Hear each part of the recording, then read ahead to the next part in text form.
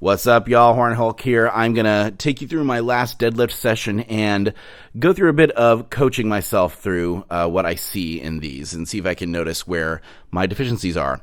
I had a little bit of a lower back tweak 2 weeks ago, and then gay pride. You can hear my voice. I'm still a little bit sick from just getting a cold. So this is my first day back in the gym. All right, not terrible positioning. I'm doing a set of 2 off of mats for sumo. All right, the second rep looked a lot better than the first. What I think is happening here is that I'm squatting a little bit too low and not getting a great hinge at the very start, right before the pull, before I lift it up. See, there's not a whole lot of room for my hips to go, and then they just go there, boom. Perhaps if I started a little higher, I might be able, my hips a little bit higher, I might have been able to get a little bit more wedged against the bar versus starting low. Okay, that one went all right. What I'm also trying to eliminate is, in the supinated hand, any amount of rolling forward. Oh, you see just a little bit there.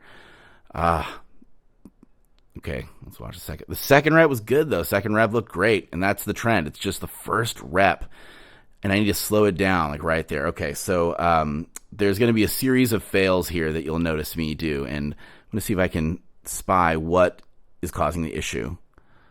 Okay. There's like no wedge at all.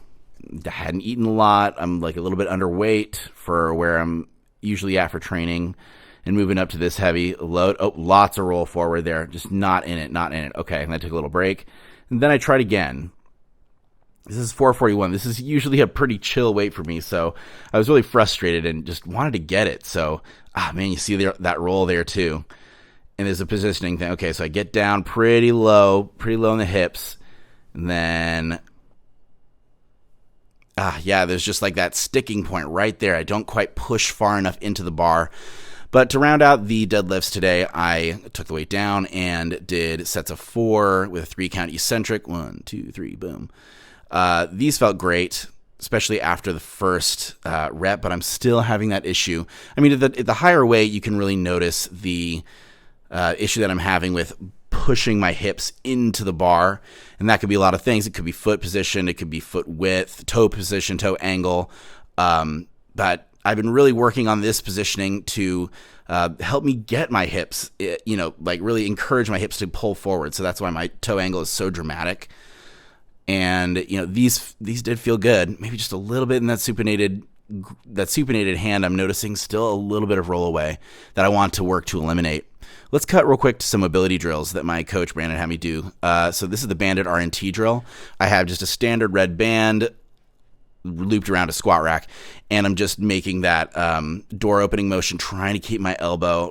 I need to really work on keeping my elbow stuck to my side, but yeah, especially on this left side, I'm really having some strength deficit, and that probably is a giant indicator of why I'm having this issue with my supinated hand and rolling forward, especially when the weight, gets up there. Trying to do a set of 10, it's just so tricky for me. I can't even really get a full extension, and I have to send this to my coach, and he's just going to rip me to shreds on it, I know. But so after the regular banded R&T drill, I try to shake it out a little bit and then reset and then go into another version of this where you get into like extension. Man, look, he is having some trouble there. I can't even freaking pull the band because my muscles are just so fatigued after a set of 10. So taking a little bit of rest, shaking it out, trying again, getting that position. Okay, and then so you pull out a little bit, and then you walk out step by step, about 3 steps, and hold at the end for 2 seconds, and then walk back slowly. Man, it's so hard to keep position there. Man, you could really see me struggling. Another thing that Brandon had me do is just an empty bar bicep curl with a wide grip. So a wide grip bicep curl on a barbell. This felt really good.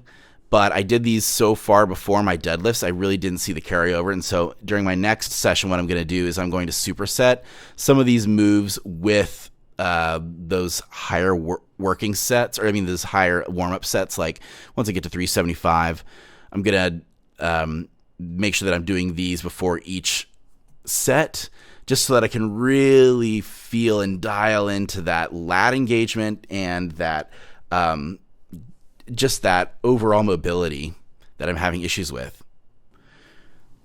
All right, well, let's get back to some of the more main moves. So I still am coming back from a bit of an injury, so I kept the weight really light. This is actually the top set of SSBs. I was getting pretty tired and just like sad boy status, just like, oh, life sucks. But these squats felt great. I'm starting to widen my stance a little bit, and I'm noticing that I'm getting way less butt wink. I'm able to maintain my brace with a lot more consistency here, and it made me really happy to just hit like a really solid set of 3 at 225. So the last thing that I did today was a set of good mornings, extremely wide stance at 105 with the SSB bar to work on hinging mechanics, a little bit of hamstring strength, and rooting and bracing. One of my really bad habits is shooting my hips back, especially when I'm tired, and doing a lot of reps when I'm hinging. So one of the most important things for me to work on that I'll definitely do in a couple days when I'm squatting is slowing that part down. This is such a good drill for that. And overall, my back feels a lot better than it did a couple weeks ago. And this workout felt very effective. Even though I didn't quite get the numbers I wanted, it was still a good workout. Anyway, guys, thanks so much for watching. We're going to watch me do some banded dead bugs real quick while I give you a little outro. Thank you so much for stopping by my channel. And please hit that subscribe button, hit that like button. And in the comments section, let me know what you think I should do next. What kind of content should I keep creating for you guys? Is this style of video helpful to you? I know if I had seen some videos like this when I was first starting out, it would definitely have been helpful for me. Anyway, until next time, guys, keep hitting that gym and showing up for yourself. Peace.